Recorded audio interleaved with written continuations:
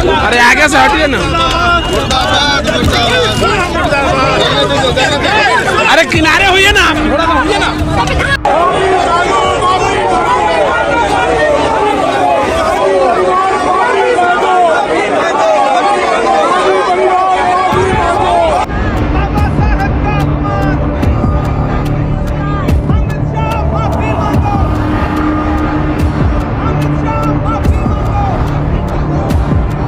संसद में ये जिस तरह से इन्होंने अपमान किया है कांग्रेस साहब, उसके बाद आज सुबह आपने देखा इनका ट्विटर हैंडल क्या है। इनके ट्विटर हैंडल पे बाबा साहब की तस्वीर के साथ इन्हें खिलवाड़।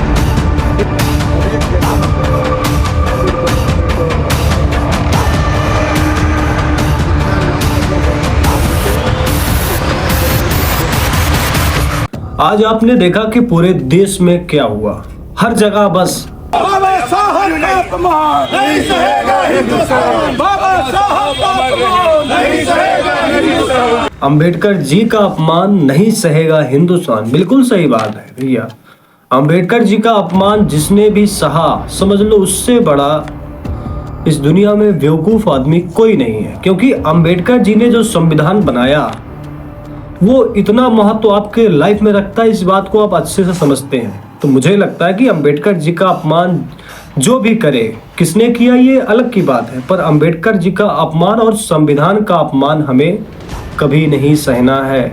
और बाबा जी यही सिखा कर गए कि हमें अपने हक की लड़ाई हमेशा ही लड़नी पड़ेगी। तो आज लड़ाई का समय है और हक के लिए लड़ना पड़ रहा है। करेंगे कि क्या जो एनडीए की सरकार यानी कि पीएम नरेंद्र मोदी जी हैं, इनकी सरकार गिर जाएगी? बेशक सोशल मीडिया में चल रहा है, कई लोग दिखा रहे हैं बिल्कुल गिर जाएगी, और किस हिसाब से गिर जाएगी ये भी बताएंगे।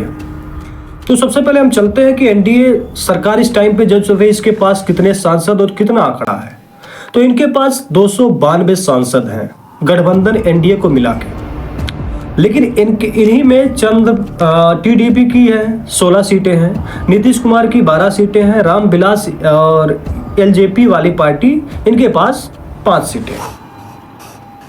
पर इनको ये भी बात साफ कर देनी चाहिए कि अमित शाह के द्वारा जो ये बयान किया गया और जिससे इस देश में इतना हंगामा हो रहा है, आप इसका सपोर्ट करते हैं या आप इसको गलत मानते हैं या उनका अपमान हुआ है, आप फिर भी उनके साथ हैं जिन्होंने आपका अपमान किया है। इस चीज़ पर उनको अपना व्याख्या देना चाहिए। हालांकि इसमें देखिए चिराग पासवान जी ने कई बातें रखी है, पर बात सीधी सी ये है कि जनता भैया मानेगी नहीं। क्योंकि आपकी अब जैसे इन्होंने इनकी वीडियो में क्या है कि बता रहे हैं कि कट करके वीडियो दिखाया गया, तोड़ मड़ोड़ के वीडियो दिखाया गया। तो सीधी सी बात ये है भैया कि बीजेपी के लोग भी कम काट करके वीडियो नहीं अपलोड करते, बहुत काट काट के अपलोड किया है। राहुल गांधी का वो भाषण आपको याद ही होगा कि इधर से आलू डालूंगा उधर से सोना निकलेगा।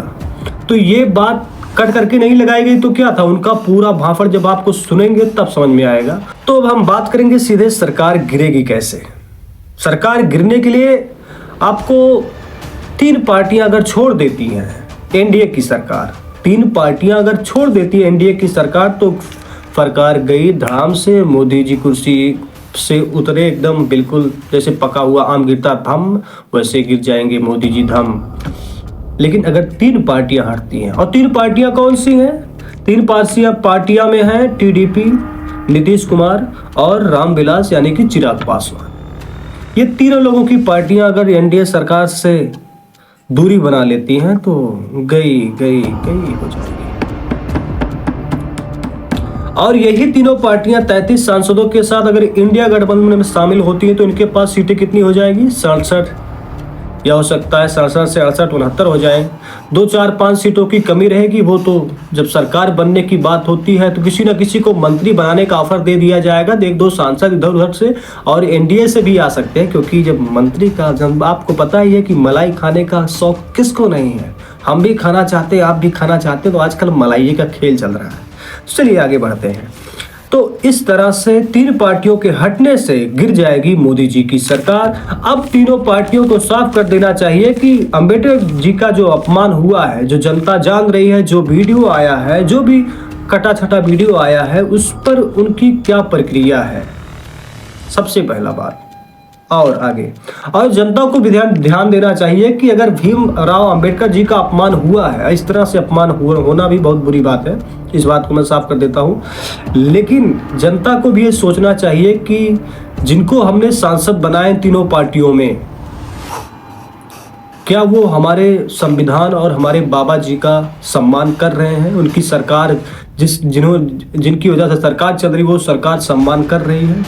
ये भी जनता को सोचना चाहिए और अगले आने वाले इलेक्शन पर बता देना चाहिए कि आपने हमारे साथ क्या किया। आगे चलते। लेकिन सरकार गिर जाएगी इतना आसान थोड़ी है। क्या चाहिए आपको? क्या चाहिए आपको? सरकार आप क्यों गिराना चाहते हैं? क्या चाहिए आपको? पैसा, गद्दी, पीएम बनेंगे, गृह मंत्री बनेंगे, कौन सा मंत्री बनना, किस पद पे आपको रहना, बताइए, हम वही पद दे देंगे, पर सरकार ना गिर पाए। तो ये सब चीजें जो जिनकी सरकार गिरती है वो करेगा। और फिर सरकार ने तो ईडी सीबीआई का प्रयोग सरकार बनाने के लिए, वोट लेने के लिए और सांसदों को वहां से अपने में लाने के लिए क्या क्या किया आपको पता ही है। कितने लोग, कितने मुख्यमंत्री जेल में गए, वापस आए, अभी तक साबित भी नहीं हुआ किस कारण गए थे, फिर भी जेल काट के चले आए बेचारे। ये सब सरकारी में हुआ है। तो संविधान पे ये खासकर हमला है। अब 140 या 145 सांसदों को एक साथ निलंबित किया जाता संसद से, तो ये भी तो संविधान पर हमला है, पर कौन बताए। अब हम बात करेंगे 1951 में। बीजेपी हमेशा कहती है कि बाबा जी का अपमान कांग्रेस पार्टी करती है, हमेशा करती रही है। बाबा जी के भारत रत्न नहीं दिया गया था, सही है, इस बात को मैं भी मानता हूँ। बाबा भीमराव को भारत रत्न नहीं दिया गया था, पर बाबा भीमराव को भैया किस तरह अपमान किया जाता जब हम नहीं थे, और बीजेपी कितने लोग उस टाइम पर नहीं थे, कोई भी नहीं रहा होगा मुझे जहां तक लगता है।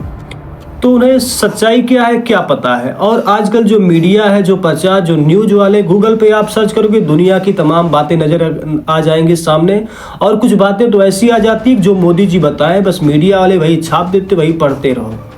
उससे ऐसा महसूस होता है कि बस यही सही है, जो मोदी जी ने बताया, बीजेपी वाले जो बता रहे वही सही है, क्योंकि जैसा दिखता वैसा बिकता है। और इसीलिए तो हर एक जगह प्रचार में दिखता है। अभी देखिए, झोला दिया गया, झोले में किसकी तस्वीर है साफ नजर आती है। अच्छा, जब ये कोरोना का टाइम था, जब वैक्सीन लगाई गई तो पर्ची पे किसकी तस्वीर थी, ये भी साफ है। तो जब दिखेंगे तो बिकेंगे। आगे चलते हैं।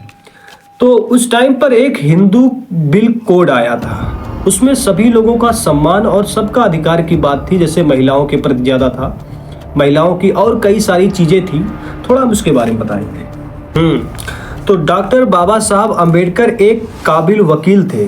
स्वतंत्र भारत के कानून मंत्री के रूप में उन्होंने हिंदू कोड बिल पर महीनों काम किया था। उनका मानना था कि इसकी जाति व्यवस्था में महिलाओं को दबा कर रखा जाता है, इसीलिए उनकी सबसे बड़ी चिंता यही थी कि हिंदू कोड बिल का ऐसा बनाया जाए जिसमें महिलाओं को बराबर अधिकार मिले। आपको पता है कि महिलाओं के ऊपर कितना अत्याचार पहले हो रहा था।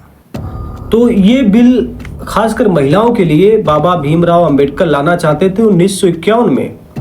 लेकिन उनके इस बिल में क्या था, थोड़ा इस पे हम भी बात कर लेते। जैसे पहले क्या होता था कि पति अगर मर जाए तो पत्नी को उसके चिता पर जल जाना चाहिए, या फिर ऐसे ही शादी नहीं करनी चाहिए। ये सारी चीज़ें बहुत पुरानी चीज़ें थी। और आपने कितना देखा है, घूंघट निकालो तो यहाँ मत जाओ तो वहाँ मत जाओ, ये सारी चीज़ें पहले चल रही थी। आज घर घर में शौचालय है, सभी लोग घर में शौचालय बनवा लेते हैं। पर कुछ टाइम के पहले यही बात चल रही थी, अरे हम अपने घर में शौचालय बनाएंगे, यहीं बगल में खाना बनेगा, यहीं शौचालय रहेगा। ये ठीक बात नहीं है। और ये हमारे यहाँ के महान जात और महान वर्ग के लोग भी कहा करते थे। अब उनका नाम पता है क्यों नहीं ले सकते, क्योंकि कभी भी कुछ भी हो सकता है, सरकार ऐसी है ये है। तो डॉक्टर भीमराव अंबेडकर एक काबिल वकील थे। उनका मानना था कि महिलाओं को ज़्यादा प्रताड़ित इस समय में होना पड़ रहा है, इनके लिए कुछ खास कानून बनाया जाए। उन्होंने हिंदू कोड बिल लेकर आया और संसद में इसको रखा। पर इसका विरोध इतना ज़्यादा हुआ कि ये पास नहीं हो सका। हालांकि प्रधानमंत्री नेहरू इस बिल को पारित करवाना चाह रहे थे, लेकिन तमाम विरोध और पहले आम चुनाव नजदीक होने के चलते इसे टाल दिया गया। गौरतलब है कि फरवरी 1949 को संविधान सभा की बैठक में नेहरू ने कहा था, इस कानून को हम इतनी अहमियत देते हैं कि हमारी सरकार बिना इसे पास कराए सत्ता में ही नहीं रह सकती। साफ साफ कहना ये है कि भीमराव अंबेडकर का जो हिंदू कोड बिल था वो नेहरू पास करवाना चाहते हैं, वो चाहते थे ये लागू हो, पर इतना विरोध हुआ था, इतना विरोध जैसे आज संविधान के लिए विरोध हो रहा था, शायद वैसे ही विरोध तब इस बिल के लिए हुआ था। अच्छा, विरोध कौन कर रहे थे? आरएसएस के लोग। इन्होंने दर्जनों विरोध किए, वो भी कहां? आरएसएस ने अकेले दिल्ली में दर्जनों विरोध और रैलियां आयोजित की थी। और कौन थे? करपात्री महाराज के राष्ट्रीय स्वयंसेवक संघ, हिंदू महासभा और दूसरे हिंदूवादी संगठन हिंदू कोड बिल का विरोध कर रहे थे। इसीलिए जब इस बिल को संसद में चर्चा के लिए लाया गया तब हिंदूवादी संगठनों ने इसका खिलाफ देश भर में प्रदर्शन करना शुरू कर दिया। बताइए, आज देश भर में सिर्फ बवाल हो रहा है कि उन्होंने अपमान कैसे किया। पर सोचिए उस टाइम पर जिस टाइम पर महिलाओं के साथ इस तरह का व्यवहार किया जाता था, उस टाइम पर जब इस तरह का विरोध पूरे देश में होने लगेगा तो कोई बिल कैसे पास होगा? और वो भी तब जब पहले चुनाव हुआ था और एक बिल को पास करवाना था। तो कभी ना कहीं जो प्रधानमंत्री नेहरू थे वो भी मजबूर थे। मैं ये नहीं कहता कि कांग्रेस ने बहुत अच्छा काम किया, कहीं ना कहीं सब सरकार में काम गलत होते हैं, पर नेहरू चाहते थे कि ये बिल पास हो और ये लागू हो।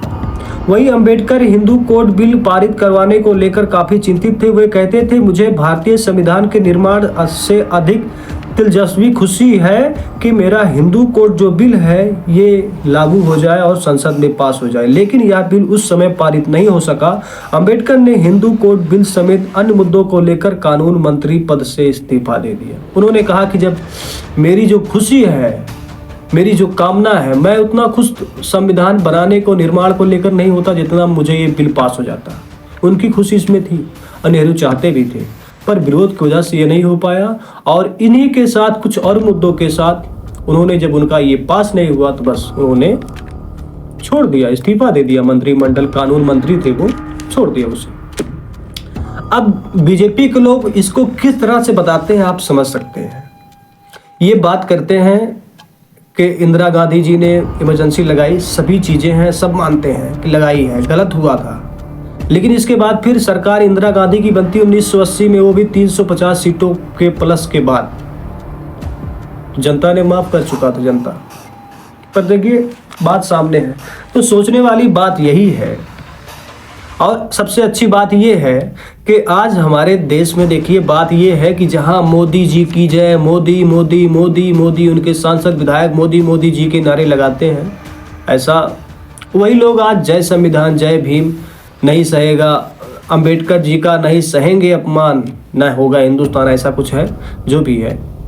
इस तरह का जो आज हो रहा है ये संविधान ही की वजह से, और इस चुनाव में जितने सीटें कम हुई है इसी की वजह से है।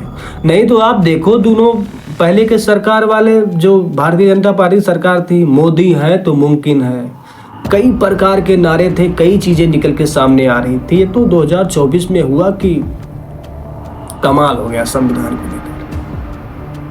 खैर, आप अपने विचार कमेंट में जरूर बताइएगा। और मुझे लगता है कि ये चीजें बहुत अच्छी हैं, क्योंकि भैया संसद में किसके नारे लगाए जाते थे और किनको महान पुरुष और मोदी है तो मुमकिन है ऐसा बनाए दिखाए विश्व गुरु माना जाता था। आज वो भी संविधान को मानने के लिए मजबूर हुए और ये चीज़ देश में ज़रूरी है। और तानाशाही ये नहीं है तो क्या है। अभी कुछ बात आ रही है कि राहुल गांधी ने किसी को धक्का दिया, वो बीजेपी के सांसद थे, गिर पड़े और उनके सर फूट गया, तो उन्होंने ये कहा। ये बातें कितनी सच है इस पे मैं बात नहीं करूंगा, और मेरे पास कोई गारंटी नहीं कि राहुल गांधी ने धक्का नहीं दिया था या बीजेपी वाले झूठ बोल रहे हैं, इस चीज़ की मैं पुष्टि नहीं करता। पर मैं इस बात को बताना चाहता हूँ कि अभी 2 दिनों पहले विरोध हो रहा था, प्रदर्शन कर रहे थे और रैलियाँ निकली थी कांग्रेस की, इसमें 2 कार्यकर्ता मारे गए, पर इसकी बात कभी नहीं करेंगे। यहाँ तो सर फूटा, वहाँ 2 कार्यकर्ता मारे गए, पर किसी ने बात की नहीं करेंगे, क्योंकि जब कुछ हो ना तो इस तरह की बातें आती रहती हैं। धन्यवाद, नमस्कार। आप अपने विचार कमेंट में जरूर बताइएगा।